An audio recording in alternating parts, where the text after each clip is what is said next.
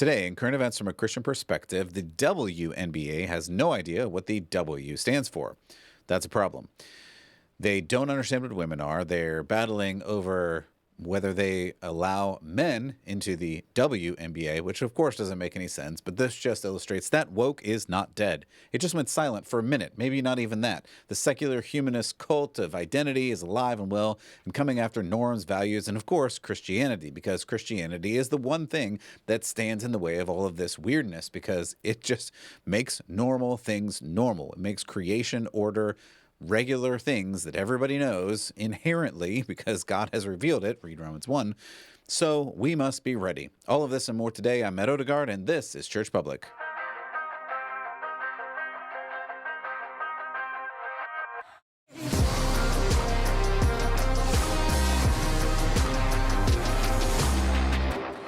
Hey everybody, welcome back to Church Public. Really appreciate you stopping by today. Man, this is a labor of love and I love doing it for you. So if this is helpful, I want to bring you these current events from a Christian perspective to help you live out your faith, because I think that's the most important thing.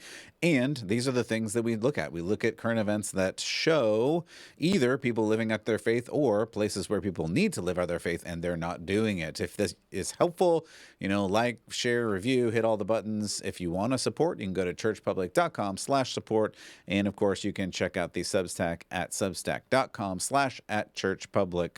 I do want to get to the WNBA, but I do have to say too, I don't care about the WNBA. I mean, this is what's hard about this. A lot of these news stories really don't matter at all from a news perspective or my even interest perspective. So those that know me know that I don't even really like sports at all. I'm the one who consistently in all the sports matches yells something like "Go Sports."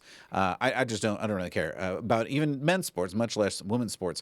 That kind of competition doesn't hold value for me. But all of that said, it can be a really good indicator of the culture. And I'm a huge fan of culture and theology and spirituality and religion and philosophy, because I want to know why things happen and why do people do the things they do, because that is a good indicator of their theology, what they believe, because what they do, what you do, comes out of what you believe. And so I want to make sure we get belief right so that we can get the doing right. James, the apostle, the one who wrote the book of James, has a lot to say about what you do, because what you do matters. I would say Paul also has a lot to say about what you do because it really matters. So we're going to look at Christian view of the world, of life. And so by understanding why a culture does a thing, anything, we may be more likely to help educate followers of Christ or ourselves do the right thing. Because, again, we're going to come back to the Bible as much as we can. Of course, one of the best verses, John 3:16 is good, but that's not the one I'm talking about. One of the best verses, one of the most important verses is the Great Commission that Jesus tells us at the end of the book of Matthew to go and make disciples of all nations and baptize them.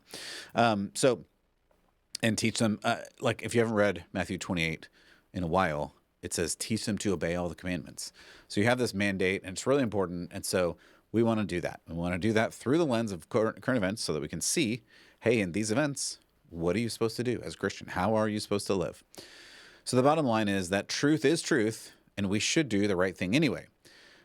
Sometimes I guess we believe that we live in a vacuum of and these right decisions, but that's just a delusional view. We live in a society, and society does weird things and wrong things all the time. So we have to learn the right things. We have to choose and sometimes just get the courage to stand up and do the right things, even if there's cultural backlash. And so that's the story I see in the WNBA controversy, or whatever it is that's going on. And we'll look at that in a minute. But it's important to know that a person needs to do what is right and choose to do the difficult thing, even though it costs. Sophie Cunningham, we got to talk about that. She went internet famous for a point that she did. This was the meme to win all memes. If you haven't seen any of the memes with her pointing, have you even been on the internet is all I have to say about that. So if you're just listening again, maybe you've seen all these memes. Maybe you didn't even know who it was that was doing the pointing, but you've seen this lady who's in a basketball jersey pointing. That's Sophie Cunningham. She's on the Indiana Fever WNBA team. And she got famous for this whole pointing thing. We don't need to tell that story. If you're watching and you're interested in this, I'm playing the pointing meme because it's rather hilarious. There was like a whole team brawl with her pointing, which is just absolutely hilarious. So that's not what we're talking about today, though. That while that was interesting and funny, what really happened was she was asked about men in women's sports. And why I titled this "Woke is Not Dead" is we thought going through the whole what was that dude that was swimming on the women's team? I don't remember. It doesn't matter.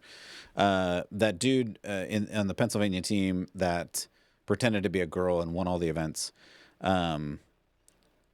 He was that was over, and so we thought, hey, we don't have to deal with this anymore. Like, woke is dead. No, it is not. And it wasn't. And I knew it wasn't. And maybe you knew it wasn't too, but it was not dead because these things don't die. They just don't, because we live in a fallen world and these fallen things are going to keep happening. So this lady, Sophie Cunningham, basketballer on the WNBA, was asked about men in women's sports. And she said a perfectly reasonable thing that in the real world, everyone would agree with. And everyone does know that it's true, but here's what she said, quote, "I think I'm here to extend love, but I also think with that love is truth, being honest. I want to protect young girls in a locker room or young girls in a sport who shouldn't have to go against biological men," end quote. That is a very reasonable quote. No one should be able to argue with that. That men should not be in women's locker rooms and on women's sports ball teams. Of course, this should be true. Like, it's obvious that this is true. But of course, the internet freaked out. I think it is funny that, let's see, do I have a picture of this? I don't know if I have a picture of this, but her shoes sold out after this. Just incredible. Let's see, I don't know. Yeah, here, let's see. So, I mean, her Adidas shoes sold out after she went viral for no men in women's sports. I mean, that's cool. So even though woke is not dead, there's a lot of people who are like, yeah, that's obvious. So they went. And then predictably, I guess, the WNBA just lost their ever-loving minds. So Minnesota Lynx coach Cheryl Reeve had a trans shirt. Let me see. I think it's this one here. So if you're just listening, you can see a coach that says, the shirt says, "Trans kids belong." So if I understand this shirt, and maybe I don't, but if I understand this shirt, the shirt would be saying, if you are a boy, you should be allowed to play in women's sports, right? I mean, if trans kids belong, then where they belong, I guess, is in women's sports, right? So this is the Minnesota Lynx coach for the WNBA, Cheryl Reeve, who is apparently responding to Sophie Cunningham's words that said men should not be in women's sports by saying, I guess they should be.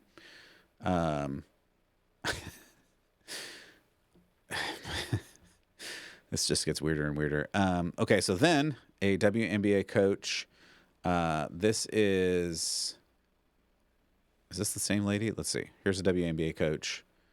I don't think we should feel like our safe space is being threatened. That's what I enjoy about the WNBA, and I think we have to continue to safeguard that. I come from a space of inclusion, and the narrative that I think that is problematic is to suggest that, number one, that transgender athletes are the biggest problem in women's sports. And I think this is what's bothersome, is that there's a faction of people in our country that are making this a massive issue. We have some issues.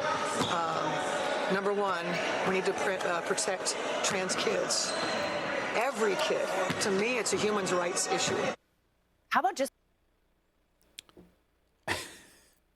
Yeah. So again, that was the same. That was the same person who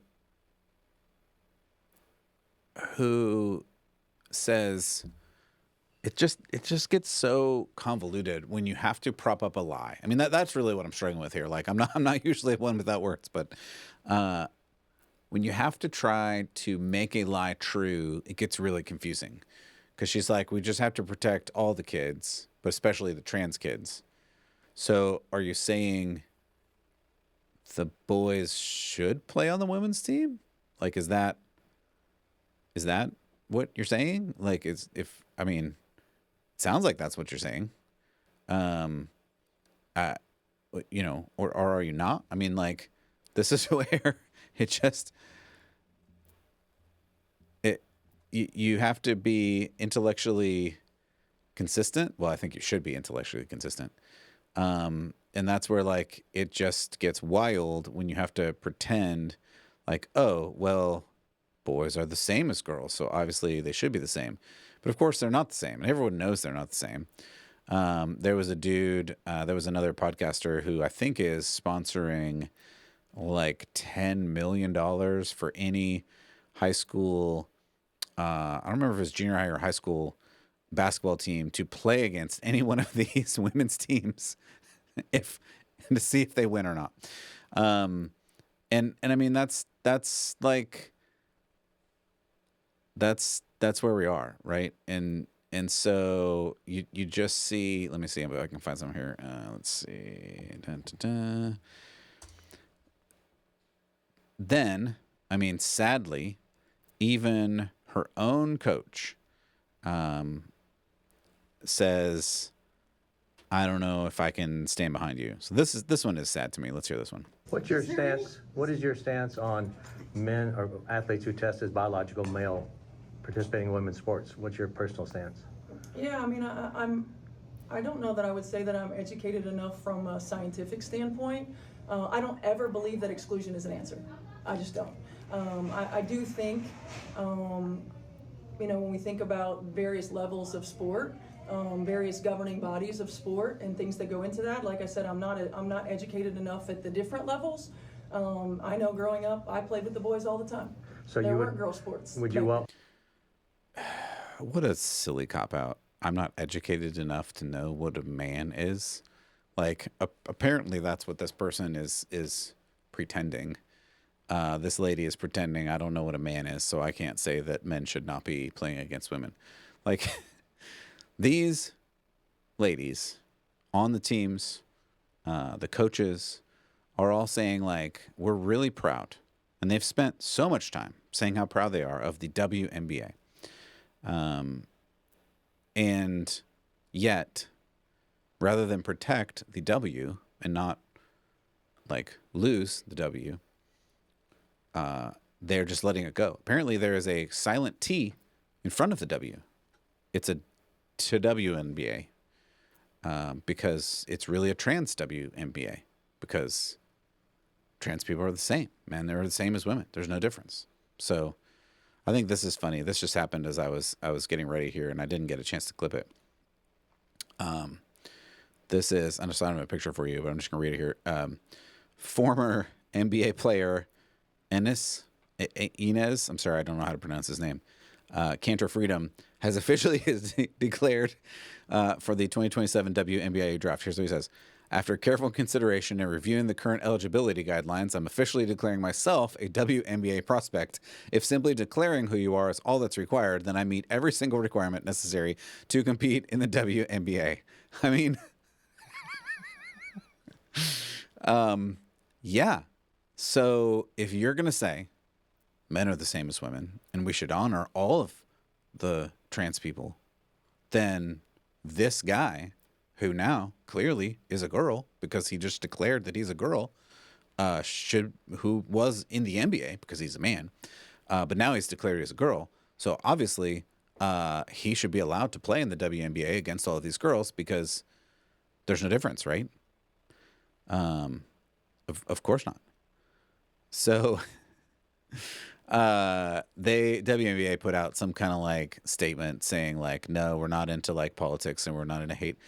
I don't care. I mean, you chose this, WNBA. You chose to play this game. And so the end result of this game is you get to have men on your team. I mean, if that's the line that you're not going to draw is, I don't know what W is anymore. I don't know what that stands for. It's going to be a silent W with a T in front of it. Then you get to have men on your team. And, you spend all these years demanding you get respect, and you have respect now. So now you're these coaches, but clearly both of them just said, I guess men can be in your sport, right?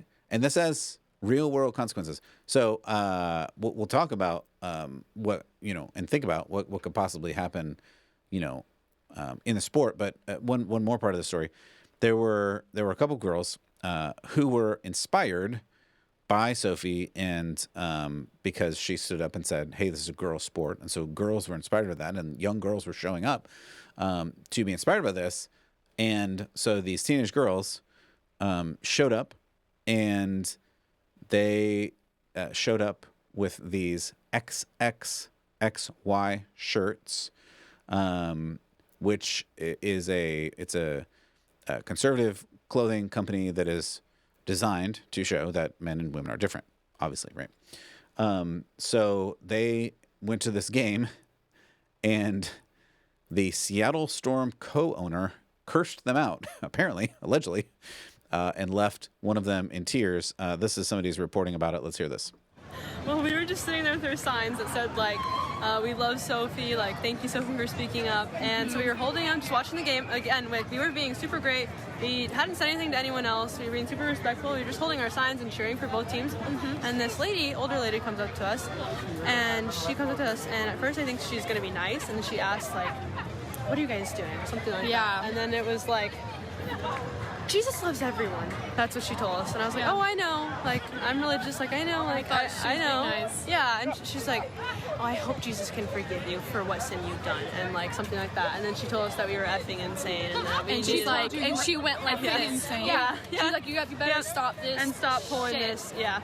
And For you guys I to hope come God here can and save pull you. this. Yeah. She said, for you to come here and pull this shit. Yeah. She said the word? Yeah. Did she say effing insane or the fucking No, insane? she said the word. Yeah. And nobody around you spoke up for you? No. No. I will say, Annalie, when I came over, you were in tears. Yeah, I've never been yelled at like that. I mean, I've had people hate on me on the internet, but like it doesn't really affect me as much because it's just people online. But that just took me by surprise because I thought she was gonna be nice, and then she started like screaming at us and cussing at us. So yeah. And so you said she walked away, and we thought that was kind of it. But she mentioned something to you about like working for the team, or there was another lady that like told us like we were able to have our opinions, but we needed to not be political about it. And I tried to explain to her I wasn't trying to be political. I was just trying to support Sophie and support the other teams. And you were too. just sitting there watching. Yeah, we hadn't You were cheering interacted for with both anyone sides. except for like saying excuse me. Like we were really nice and stuff. And then this lady told us like, "Oh, do you know who that is?" And we were like, "No." So what was your reaction when I texted you that is the owner of the team? It's just sad. We were like, "What?" Yeah, we were shocked. Yeah, it's disappointing though too, because she's also a woman and she just kind of cussed out two 16-year-olds that were just trying to have fun. We weren't trying to be political. We were just trying to support Sophie, which I guess maybe that. Oh, well. Yeah. And so overall, because I know that wasn't the only person who was like giving you a hard time, kind of. There was more. I mean, did you feel like they've got their no hate signs up, and did you feel welcome? No, the whole time we were kind of on edge. I was like, should we pull our sign out? I don't know. Yeah. And the lady was sitting right across from us, and the two people on the side of us were like turning their back and trying to sit as far away from us. Yeah. And, yeah, they did not. Because one of them, when you sat down, did you notice that they had a no hate in these United States? I didn't notice it till after she had said something like, Sophie's not actually speaking up for girls, which who else would she is? But anyways. Yeah. I mean, just in general, like you're at this sporting event. All right, I'm going to pause there. That was longer than I meant to go, but I think that's important. And if you're just listening, you're just looking at two wholesome-looking 16-year-old girls who basically got kicked out of a basketball game for the huge crime of wanting to see women play basketball and supporting that women played basketball with women and not just got trounced by men playing in the sport. This is, and I want to point out too, I mean, you heard it there, the lady who I guess it sounds like is the Seattle Storm's co-owner, if you saw it in the clip if you were watching, also tried to Jesus juke them and was like, you're probably going to hell because you're evil people. Like you hopefully God can forgive you for the hate that you're showing. So this is a reason why I want to bring up this story, and I want to drill into this for a second. faith is often weaponized, and that is a misuse of faith, clearly, to those that are like biblical. But I really want to point it out, like it's not okay to use inappropriate means to say that you may not go to heaven because you're a terrible person. And it gets really fuzzy because you're like, well, should we never judge anything? Should we never say anything negative of people? No, we should teach people what true things are. And this is going to be revolutionary. Something I've never said before. The way we know what the true things are is not a secret. There's this Bible. You just open it and you read it and then you do what it says.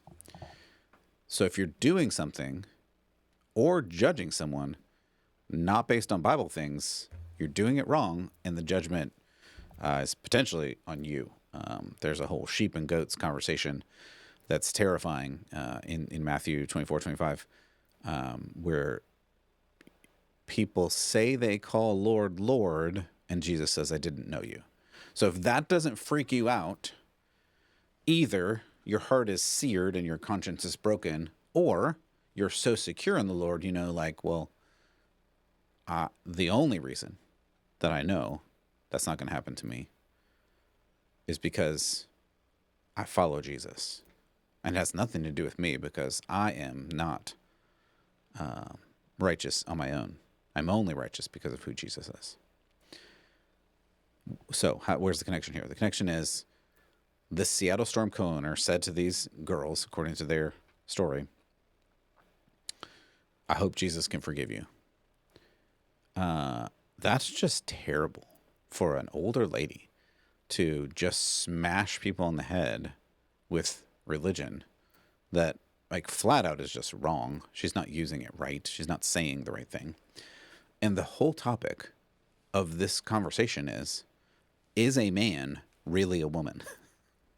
So it's not hard. It's not hard for regular people to figure out. You don't need a PhD. You don't need a master's in divinity. You don't need to be a pastor. The thing at issue here is, can a man really be a woman? And the obvious answer is no. A man is not a woman. A woman is not a man. A woman is a woman, and a man is a man. Their shirt points that out very clearly. XXXY. Because there are only two genders. And you only get to be who you are. Don't get to change. Don't get to choose. This just is what it is. So this has real life consequences. It's different than the swimming example. Leah Thomas, that's who that was. Leah Thomas, the swimmer who was a dude who competed in Penn and against Riley Gaines, I think was her name. It's real life consequences, and in swimming you're competing, and it's a problem. It's a problem when men beat women in women's competitions, but it's just individual. In this kind of sport, like basketball, you're a team against a team. Do you think there's any physical danger of a large man hitting a smaller female in basketball? 100%. Like, this is a potential disaster. Like, if you've played basketball, if you've seen basketball, if you know anything about fouling or any of that, like, there is the potential for serious physical harm for a large man to be playing a contact sport with smaller women. Just as a generalization, like, this is very dangerous thing. And all of these WNBA chicks are saying, yeah, of course, men are the same as women. Of course, men should be given every opportunity to play and pretend that they are women. Like, you just heard from two coaches and an owner that Jesus would say these people are hateful for not letting men into women's sports. Like, what is wrong with people? Woke is not dead. It's just sleeping, and now it's waking up again, because in order to perpetuate the lie, I say this all the time, in order to perpetuate the lie, you have to force people, because normal people, these normal 16-year-old girls, are not going to perpetuate the lie, because they're going to look at this and go, yeah, like, obviously, you look at a dude and you look at a chick, like, not the same. And it doesn't matter how much makeup you take. It doesn't even matter how much hormones or surgeries you do. Dude is still a dude. Girl's still a girl. You can't change. So I had written down a bunch of stats because that one coach was like, I don't have enough education. I wrote down things like males have more muscle mass, men are 30 to 40% more upper body strength, 20% more testosterone, or 20 times more testosterone, greater muscle development, blah, blah, blah, higher bone density, fast twitch muscle fibers, which help in explosive movements, especially good for sports, larger lungs and heart. I'll just skip through all these. I mean, you get it. Like, it's obvious to anyone who has eyes and brain cells. But this one coach wanted to say, I don't have enough education. Well, I'd love to say, hey, now after that 5 seconds that I spent talking about that, you have enough education. Any eighth grade person, any eighth grade student who has gone through any amount of biology has enough, any child, anyone, anywhere with eyes and a brain has enough education to look at a man and look at a woman and say, those are different. So it'd be nice if people could just figure this out and do the right thing, but they're not going to. And they're not going to because, as Romans 1 says, and we constantly talk about this because it's so important, and we're never going to get past this, because the reality that God has told us about, that God has shown us, is Romans 1:24. Therefore, God gave them over to the sinful desires of their hearts. God gave them over to this. He blinded them because they said they wanted this, and God said, okay, I'll give you what you want. You're not going to like it, but you can have it. So I think that's where we'll start winding down here. I think this WNBA thing and them not understanding is an important issue for us to understand as we go back out into the world, because what we need to do, just like these two teenage girls, just like Sophie Cunningham, is stand up. We need to stand for our faith. We need to walk out the door, and whether we're tested in small things or big things, there are going to be tests for you, Christian, a believer. You need to understand these things are coming. Woke is not dead, and you will have these tests and trials, and you don't have to prove it to me. I don't care. But God is spirit and truth, and I mean, you can pretend, you can try to live in the imaginary world that these people live in, but you can only do that for so long because it's imaginary, it's not real. So I encourage you to stand up.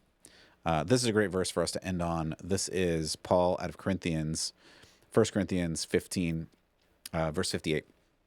Therefore, my dear brothers and sisters, stand firm. Some of the translations from the Greek are something like be courageous. I love that. Stand firm. Let nothing move you. So I like this. Stand firm. Let nothing move you.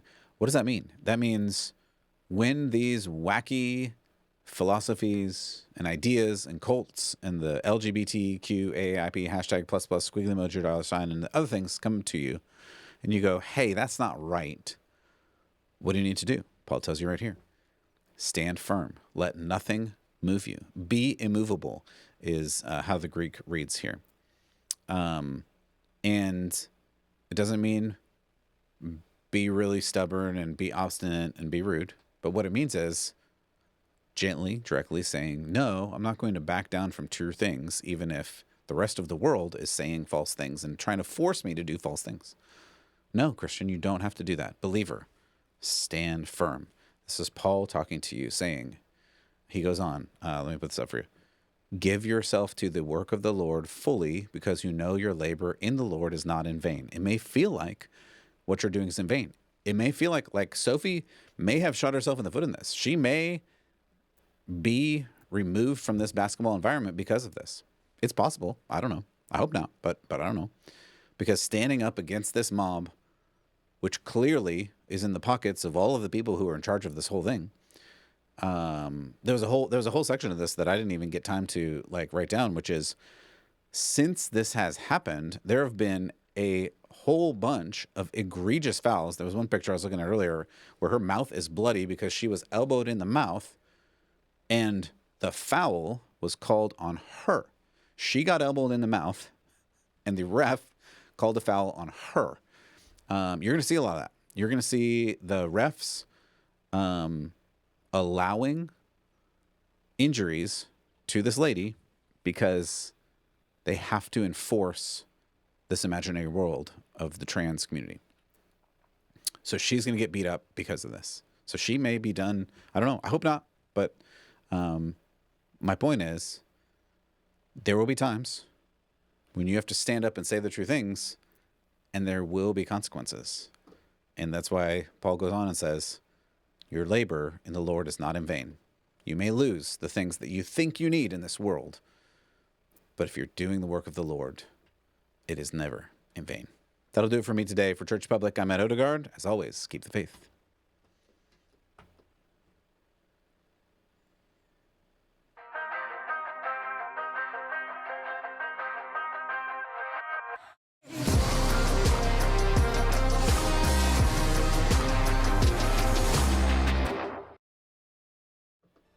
All right, everybody, thanks so much for stopping by today. Hopefully this was helpful to you. If it was, hit the likes and subscribes, do all the things. If you listened and you want to watch it, you can go to YouTube, you can go to Rumble, you can go to the Substack. I encourage the Substack. I think it's a great thing. You can sign up there. And of course, if you want to support, churchpublic.com/support. God bless. We'll see you next time.